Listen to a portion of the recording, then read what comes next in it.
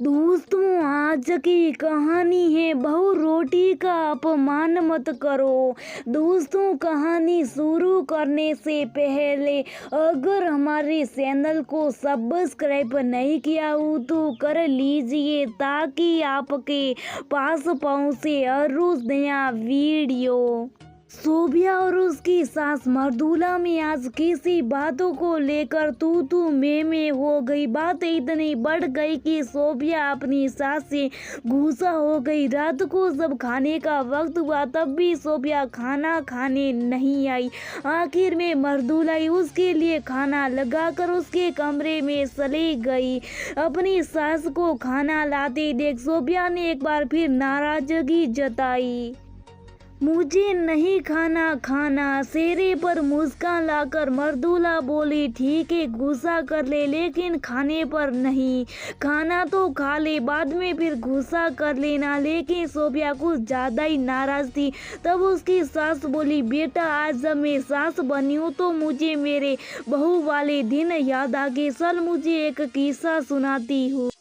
बात उन दिनों की, अब तेरा पति अरमान 4 साल का था। उसी केस की गलती पर मेरी सास ने उस पर हाथ उठा लिया। मैं बड़े गुस्से में अपनी सास को बोली, मम्मी आपने अरमान पर हाथ क्यों उठाया? बच्चा कोई गलती कर दी थी तो हाथ उठाने की क्या जरूरत थी? उसको कैसे सुधारना है और कैसे रखना, ये जिम्मेदारी मेरी। आप इसमें कभी भी दखल अंदाजी ना करें। मैं बिना सोचे समझे अपनी सास से बोले जा रही थी, मर्दुला पोता तो वो मेरा भी है, क्या उस पर मेरा इतना भी हक नहीं कि वह कुछ गलत करे तो मैं उसको डांट सकूं? हाँ तो हाथ उठाने की क्या जरूरत थी? आगे से कभी आप ऐसा नहीं करेगी।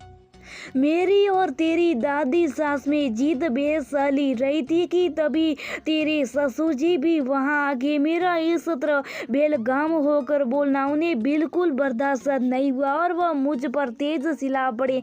अब तो मुझे यही लगने लगा कि ये भी अपनी माँ की तरफदारी करे बिना ये सोचे समझे कि आखिर गलती किसकी है। मैं अपनी सास से गुस्सा हो गई। छोटी छोटी बातें कहीं बार इतना बड़ा रूप ले लेती है कि हम समझ नहीं पाते कि मूल बात क्या थी, और जिद बेस हमारे जीवन में इस तरीके से घुसपैठ कर जाती है कि हमारे सोचने के तरीके को ही बदल देती हैं।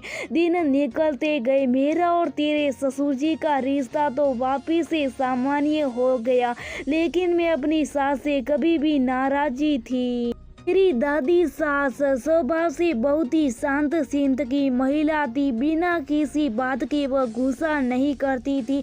वह जानती थी कि ये जो भी कुछ हुआ है वह हर सास बहू के बीच होता है। जहाँ 4 बर्तन होंगे तो आपस में आवाज भी करेंगे, लेकिन मेरी नादादी हम दोनों के रिश्ते को सामान्य होने ही नहीं दे रही थी। वो घर में कुछ भी खाने के लिए बनाती तो मैं या तो उसे खाती नहीं थी या फिर बहुत बेमन से थोड़ा शक लेती थी, लेकिन बदले में उन्होंने कभी मेरे साथ ऐसा व्यवहार नहीं करा। उन्हें पूरा यकीन था कि आखिर कभी ना कभी तो मेरे व्यवहार में बदलाव आएगा और वो मौका आ गया।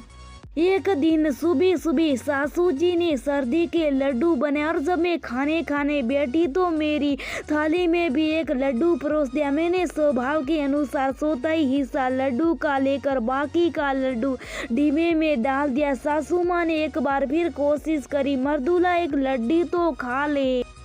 नहीं मम्मी, मुझे ये ज्यादा पसंद नहीं है, कह कर मैंने बात खत्म कर दी। उसी रात मेरे भाई भाभी का आना हुआ। भैया भाभी को अचानक आया देख मैं तो खुशी से फूली नहीं समा रही थी, लेकिन मेरे मन में ये डर भी था कि सासू जी कहीं मेरी शिकायत उनसे ना कर दे। सासू माँ उस समय खाना खा रही थी। जैसे मेरी भाभी अंदर आई, उन्होंने मेरी सास के पास और अपने साथ लाई डिब्बे में से सर्दी का लड्डू निकाल कर बोली, मम्मी जी जरा शक्कर तो बताइए कैसे बनाए मैंने लड्डू। हम यहाँ बाजार से किसी काम से आ रहे थे, सोचा थोड़े लड्डू आप लोगों के लिए भी ले चले। भाभी के लिए लड्डू को सासू जी ने ना केवल बड़े साव से खाया, साथ ही लड्डू की बुरी बुरी प्रशंसा भी करी। ये सब देखकर मुझे बहुत ही शर्मिंदगी महसूस हुई। अब बारी मेरी थी। जैसी भाभी मुझे लड्डू खिलाने लगी, मैं बोल पड़ी, भाभी मुझे ये लड्डू ज़्यादा पसंद नहीं। अरे दीदी, आपको कब से लड्डू पसंद नहीं आने लगे? मैंने तो जब से शादी के बाद देखा, आपने तो ये लड्डू बड़ी साव से खाई। मेरी हालत तो कांटों तो खूनने जैसी थी। जो भी जिन लड्डुओं के लिए सास को मना कर दिया था, उनकी पोलाज भाभी ने खोल दी थी और इतनी देर में भाभी ने लड्डू मुंह में घुसा दिया। बताओ तो दीदी कैसा बनाए? हाँ जी भाभी, बहुत ही स्वादिष्ट बने। बात तो संभालते हुए मैंने बोला, देखो भाभी, मम्मी ने भी सुबह लड्डू बनाए थे, मैं आपके लिए लेकर आती हूँ। भाभी बोली, मम्मी जी मानना पड़ेगा, आपके हाथ में तो जादू है। जो स्वाद आपके लड्डू में, वो मेरे लड्डू में तो आया ही नहीं। थोड़ी देर बाद भैया भाभी तो चले गए, लेकिन मेरा सिर शर्म से झुका जा रहा था। कितने महीनों से मैं सासू जी के बनाए हुए खाने का अपमान करे जा रही थी। मैंने कभी ये भी नहीं सोचा कि मैं न केवल सासू जी का अपमान कर रही, बल्कि अन्न का भी अपमान कर रही हूँ। थोड़ी देर बाद सासू माँ अपने कमरे में सोने जा चुकी थी। देखा कमरे की बत्ती जल रही है, तो मैं उनसे बात करने के लिए चले गई। क्या हुआ मर्दुला बेटा, कुछ काम है? मम्मी मुझे माफ कर दो, मैंने कितने महीनों से आपसे सीधे मुंह बात नहीं करी है। सुबह भी आपने लड्डू दिया तो मैंने उसका अपमान करा, और आज भाभी लड्डू लाई तो आपने एक बार भी अपनी नाराजगी नहीं जताई। आपने तो उस दिन की बात भी उनसे नहीं करी और मेरी शिकायत भी नहीं करी। लेकिन मैं कब से मन में आपके लिए बैर भाव पाली बैठी थी। आपकी सभ्यता ने आखिरकार मेरी अकड़ तोड़ ही दी। मैं आपसे उस दिन के लिए माफ़ी मांगना चाहती हूँ।